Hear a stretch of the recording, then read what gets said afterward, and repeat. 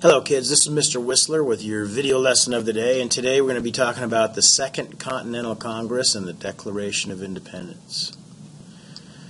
Our first vocab word, and our only vocab word today, is unalienable rights. The way you say it, you can break that word up into three parts. Unalienable. And it's said together as unalienable rights. And the official is rights that cannot be surrendered or given up.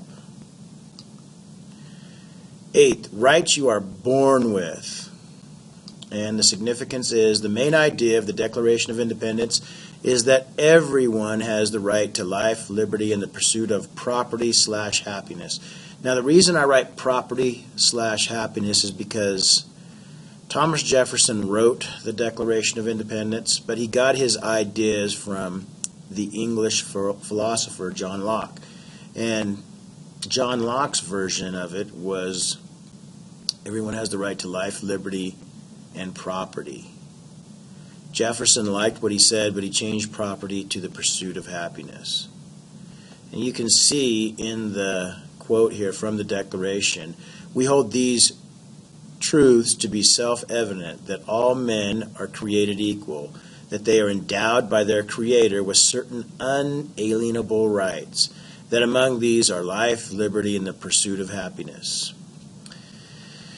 Now, I want to take a little bit of time and talk about this quote a little bit, because it's going to come back a little later. And, listen to this. We hold these truths to be self-evident, that all men are created equal, that they are endowed by their Creator. Now, I want to look at the word endowed, and I want to look at the word Creator.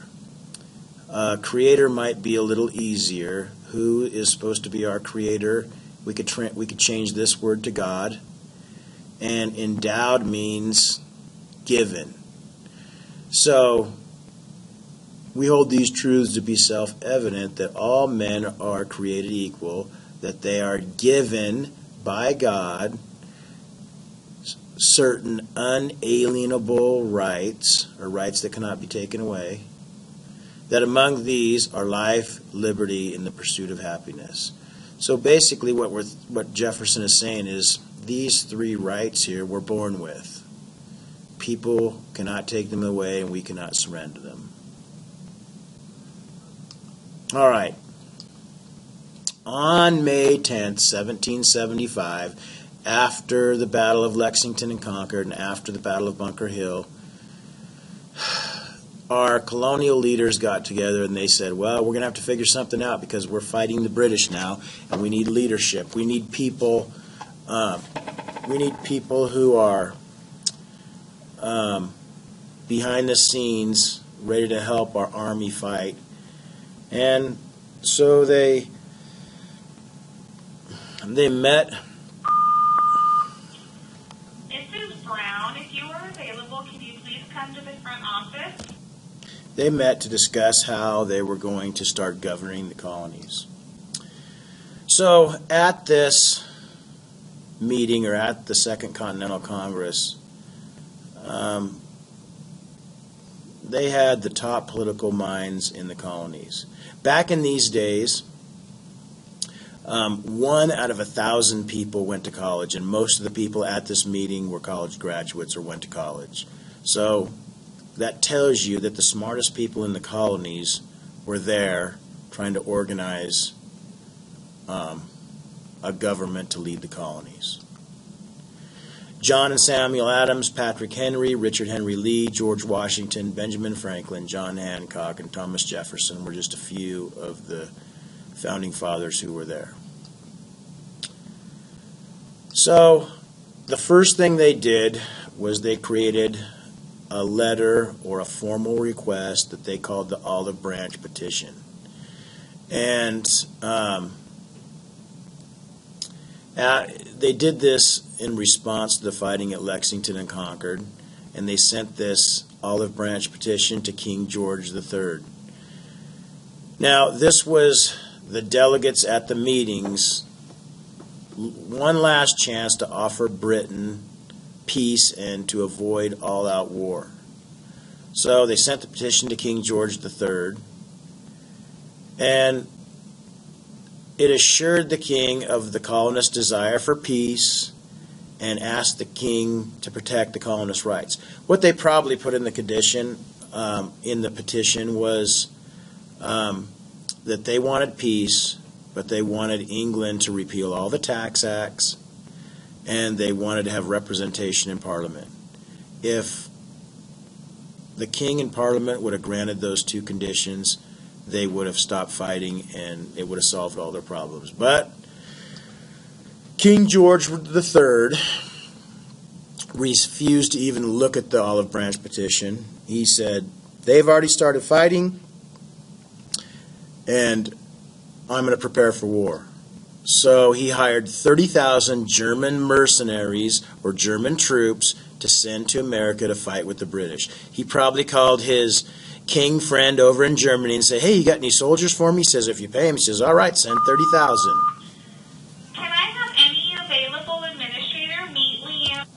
Sorry for the interruption, kids. These announcements on Friday are just killing me. All right, so King George III ignored the olive branch petition. All right, accomplishments of the Second Continental Congress. This is a lot of the stuff that they achieved. They sent the olive branch petition. They authorized the printing of money. They set up a post office and put Benjamin Franklin in charge. They established committees of communications with Native Americans and other countries. Keep in mind that up to this point you had 13 separate colonies.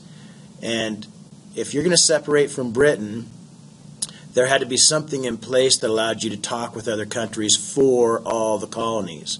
Who was going to do it? Massachusetts was going to set up things for all the colonies, or Georgia was going to set up trade with other countries for all the colonies. Nobody had that authority. So this was an important thing they created, these committees of communications, so that they could talk to other countries for all 13 colonies.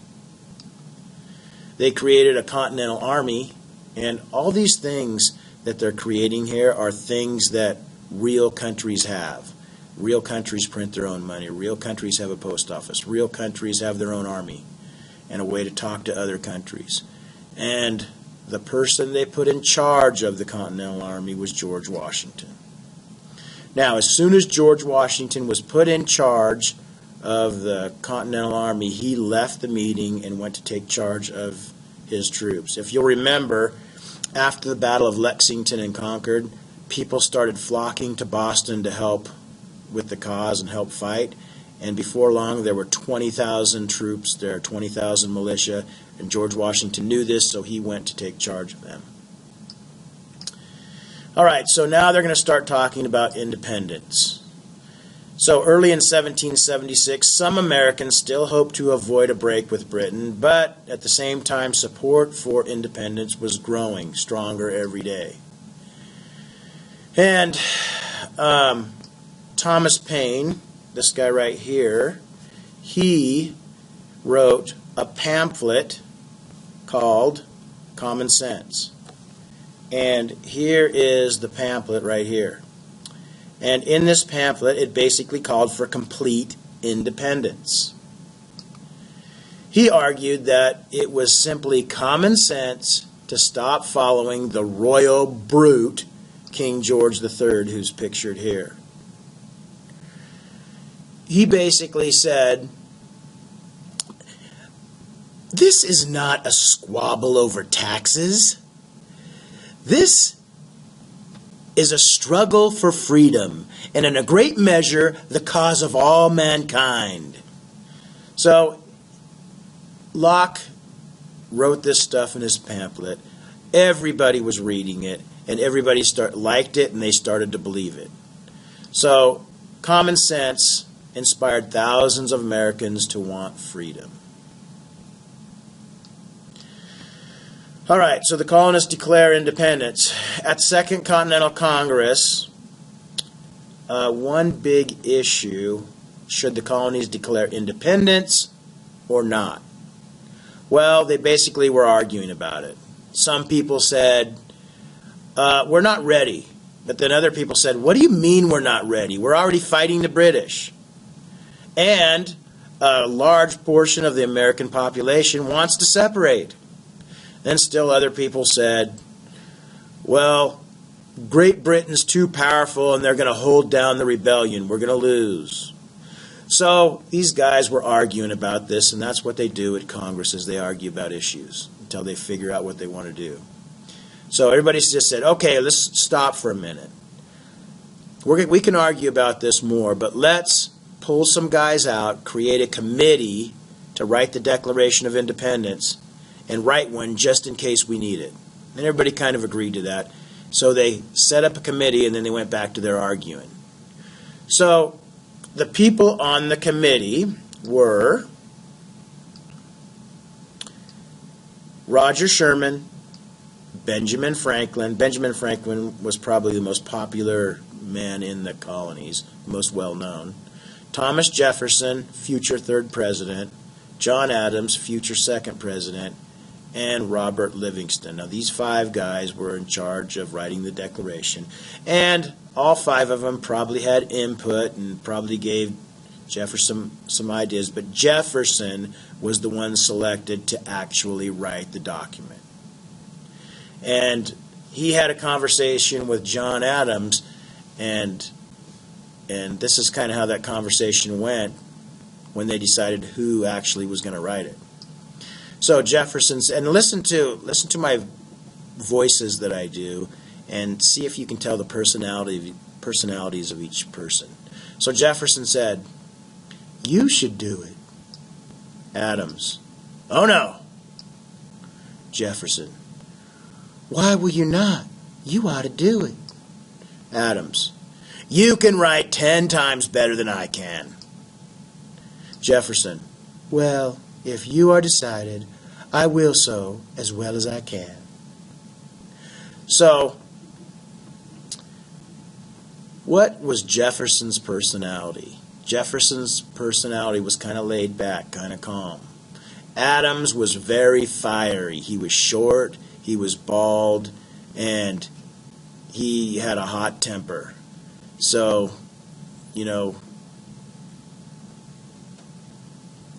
two men that were kind of opposites in their personality, but they were very close friends. Adams and Jefferson were very close at this time period, but years later, after we won the war, 10 years after this, after Adams became president, their political views were kind of different. So they kind of became distant for a while, but in their later life, they became close again. There's a really interesting story about these two guys that we'll cover later. So this is a picture of the Declaration of Independence, and you notice John Hancock's big signature right here. And Jefferson used ideas from English philosopher John Locke, and his original was people were born with certain natural rights. Jefferson changed it to unalienable. To life, liberty, and property from Locke, and Jefferson changed it to life, liberty, and the pursuit of happiness.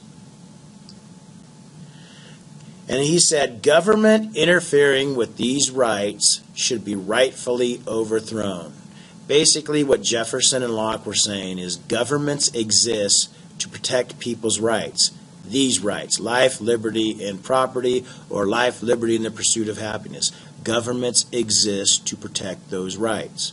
And if the government stops doing its job, it's the right of the people, or the people being governed, to change or abolish that government and put a new one in. So if the government doesn't protect our rights, it's our right to get rid of the government.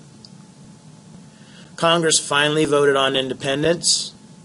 12 colonies voted for it. New York was the only one that didn't, but they later changed their tune and supported it.